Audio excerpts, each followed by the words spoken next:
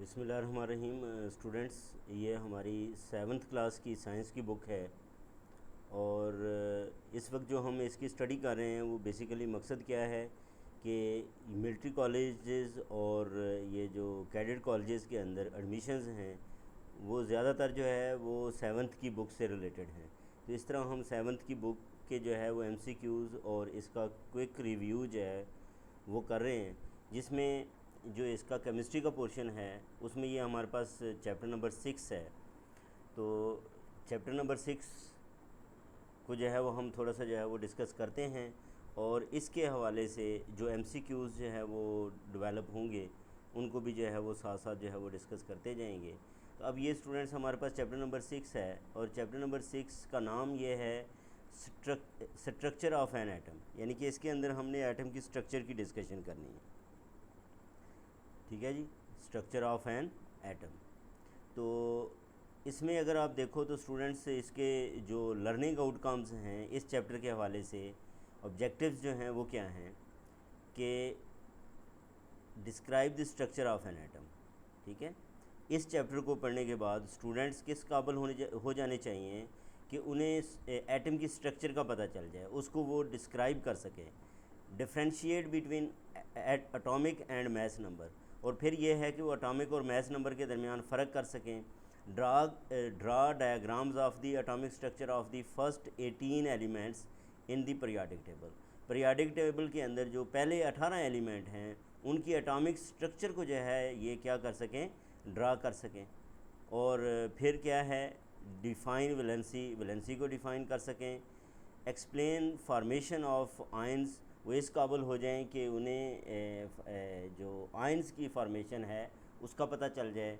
फिर differentiate between cations and anions, cation और A9 के दरमियान जो है वो क्या डिफरेंस है। फिर डिस्क्राइब दी आइसोटोप्स, आइसोटोप्स क्या होते हैं, देयर यूजेस इन मेडिसन, उनका मेडिसन के अंदर क्या यूज़ है और ज़रात के अंदर, एग्रीकल्चर के अंदर उनका क्या यूज़ है। फिर यह है आइडेंटिफाई दी टाइप्स को आइडेंटिफाई करें। ठीक है, किसकी, एलिमेंट्स की, and the number of elements present in the simple molecule and compound, जो सिंपल मालिक्यूल्स के अंदर होते हैं या कंपाउंड्स के अंदर मौजूद होते हैं। ठीक है, इसी तरह make chemical formulae from the list of anions and cations, anions और कैटाइंस दिए गए हों तो उससे केमिकल फार्मूला जो है वो आप बनाने के काबिल हो जाए। फिर state the law of constant composition and give examples. तो ये थे स्टूडेंट्स हमारे पास जो आपके लर्निंग आउटकम्स हैं कि जब आप ये चैप्टर कंप्लीट करें तो आप इस काबिल जो है वो आप लोगों को हो जाना चाहिए। अच्छा स्टूडेंट्स, ये आपको एक यहाँ पे पिक्चर नज़र आ रही है, ये वाली, इसमें बेसिकली क्या हैं, मुख्तलिफ़ चीज़ें जो है वो पड़ी हुई हैं। ये कुछ स्टील की है, लोहे की है, लकड़ी की है, पत्थर है, ये वो हर चीज़ तकरीबन जो है वो यहाँ पे मौजूद है।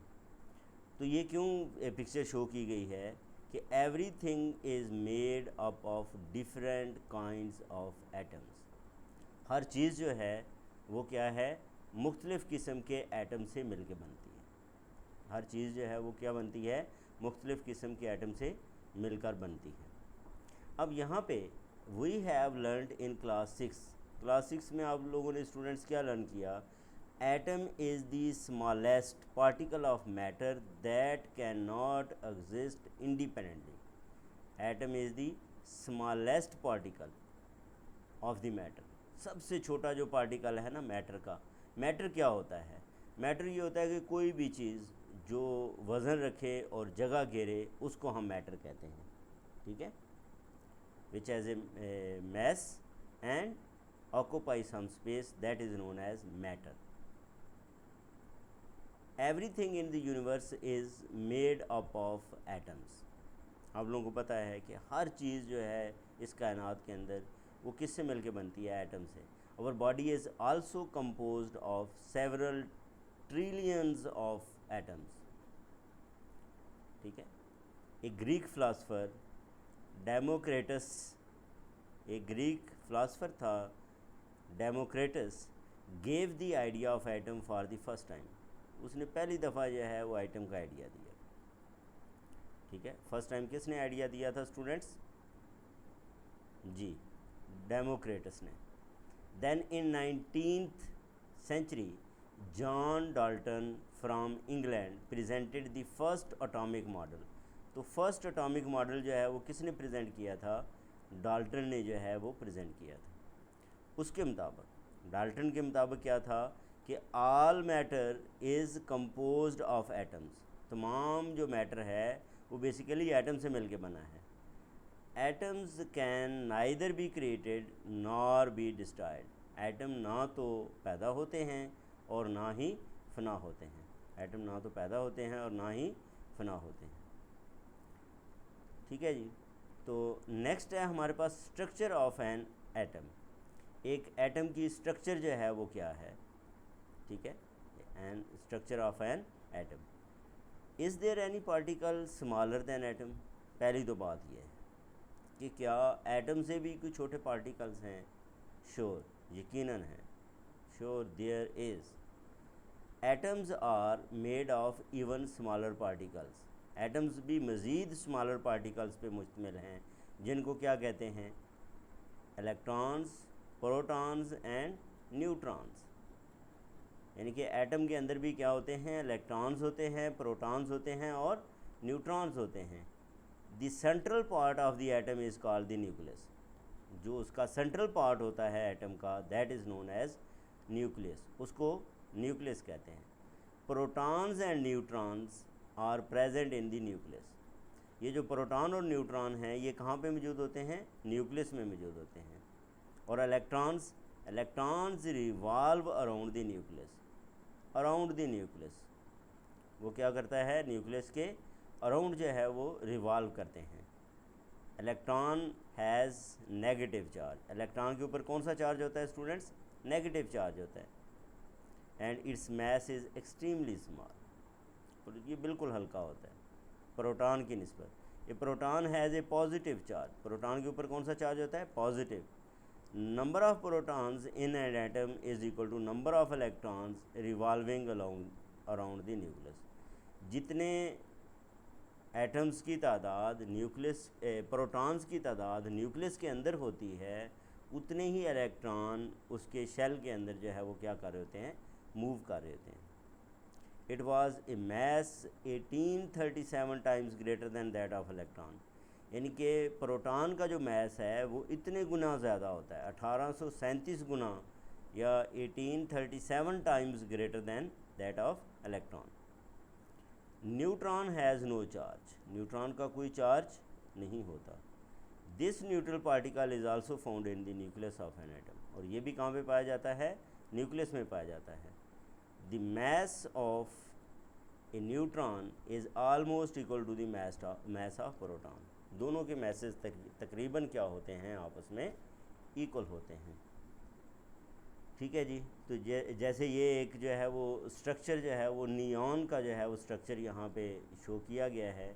इसमें आप ये देखें, ये हमारे पास एक आइटम है, इसका ये जो पार्ट है ये मरकज़ी पार्ट है, सेंट्रल पार्ट है।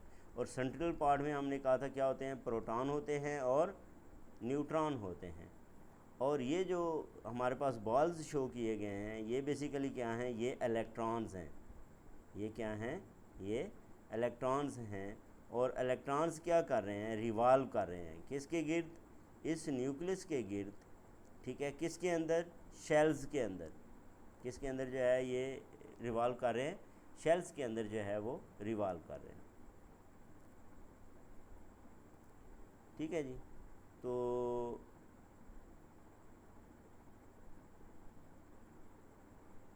ये थी हमारे पास जो है वो जो मैंने एमसीक्यूज़ बनाए हैं 15 एमसीक्यूज़, उनसे रिलेटेड ये थ्योरी थी।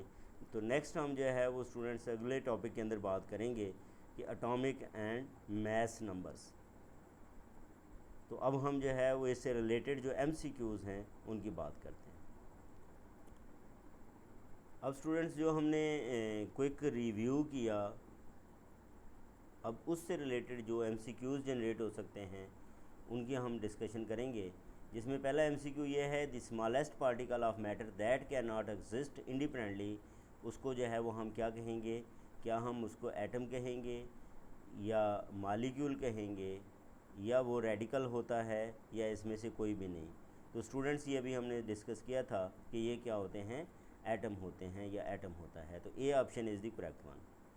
फिर क्वेश्चन नंबर 2 है, everything in the universe is made up of, दुनिया में हर चीज़ जो है वो किससे मिलके बनी है, एटम से, मालिक्यूल से, रेडिकल से, नन ऑफ दीज। तो ये भी students option A he correct है कि ये किससे मिलके बनी है, ये एटम से मिलके बनी है। तो A option is the correct one. फिर क्वेश्चन नंबर 3 है, who gave the idea of atom for the first time. ठीक है, आइडिया ऑफ एटम जो है वो किसने दिया, आइडिया ऑफ एटम किसने दिया, क्या वो डाल्टन था, डेमोक्रिटस था, न्यूटन था, या इनमें से कोई भी नहीं है। फर्स्ट टाइम की बात हो रही है स्टूडेंट्स, फर्स्ट टाइम जो हमने डिस्कस किया था वो डेमोक्रिटस था, जिसने जो है वो फर्स्ट टाइम एटम का आइडिया जो है वो दिया। तो B option is the correct one.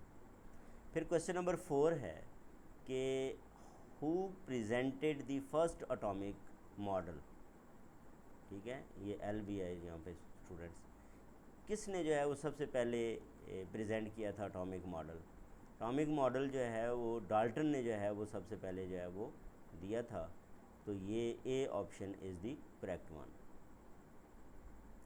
फिर क्वेश्चन नंबर 5 है स्टूडेंट्स के according to which all matter is composed of atoms, atoms can neither be created nor be destroyed। तो ये किसके अकॉर्डिंग था।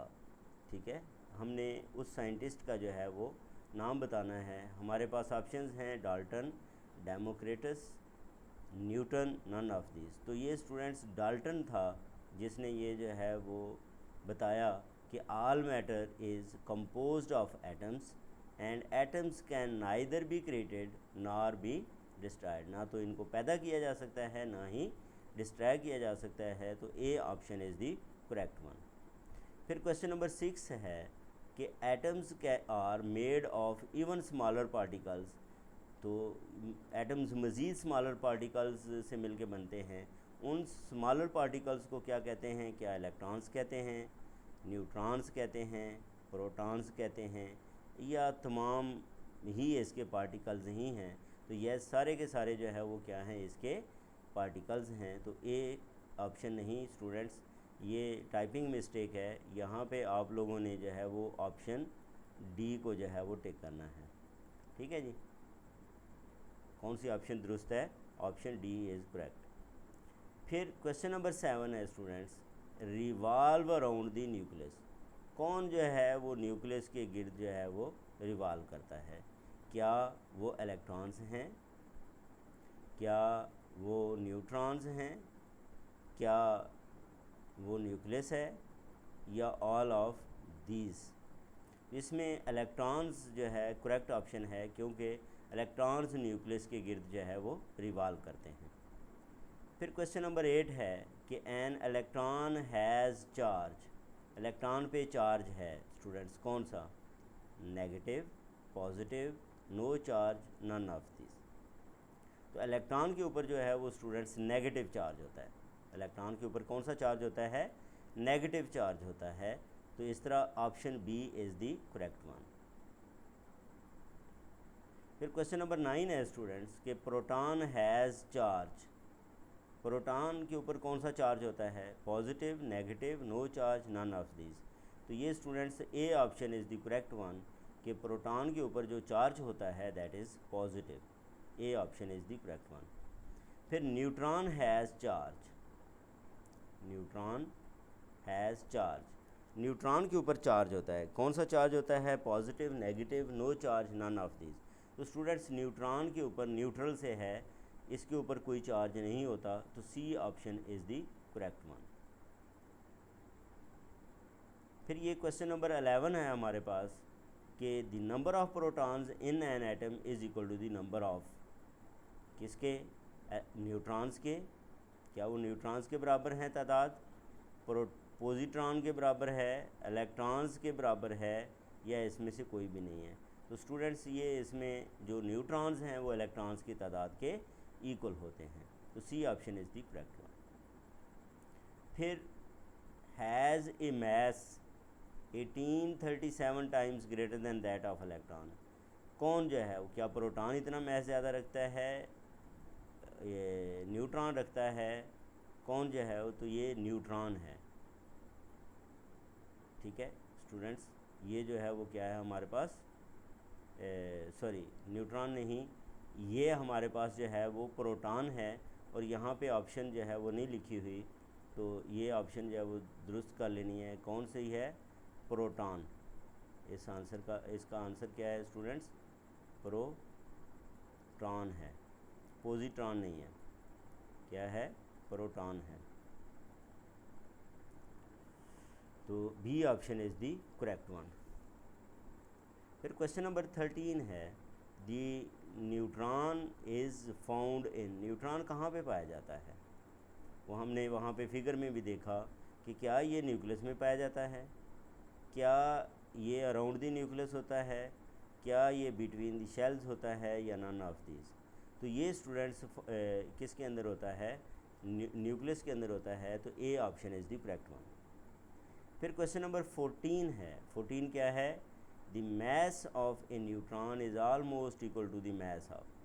तो जो न्यूट्रॉन का मैस है वो किसके तकरीबन बराबर होता है, क्या वो न्यूट्रॉन के मैस के बराबर ही होता है, पॉजिट्रॉन के, इलेक्ट्रॉन के, या none of this. Mass of neutron is equal to the mass of proton. तो स्टूडेंट्स यहाँ पे हमारे पास क्या होना चाहिए था, प्रोटॉन होना चाहिए था। तो बहरहाल ये हमारे पास जो ऑप्शन बनेगी, ये भी टाइपिंग मिस्टेक है कि वो मैं इसके आंसर को जो है वो नहीं चेंज कर सका। तो ये हमारे पास प्रोटॉन जो है वो होगा, किसके मैस के बराबर होता है, तकरीबन प्रोटॉन के।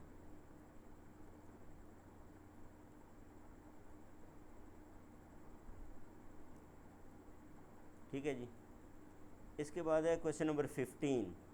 15 क्या है, the mass the atom as a whole has charge. As a whole atom के ऊपर कौन सा चार्ज होता है, क्या पॉजिटिव होता है, नेगेटिव होता है, कोई चार्ज नहीं होता, नन ऑफ दिस। तो ये स्टूडेंट्स इसके ऊपर कोई चार्ज नहीं होता एज ए होल। तो C option is the correct one.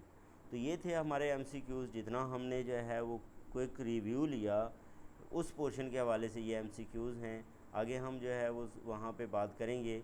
वहाँ पे क्विक रिव्यू का स्टूडेंट्स मकसद ये है कि थोड़ी बहुत जो है वो मालूमात आप लोगों के जहन में आ जाए, ताकि एमसीक्यू आपको जो है वो अटैम्प्ट करना आसान लगे। अपना ख्याल रखें। अल्लाह हाफिज़।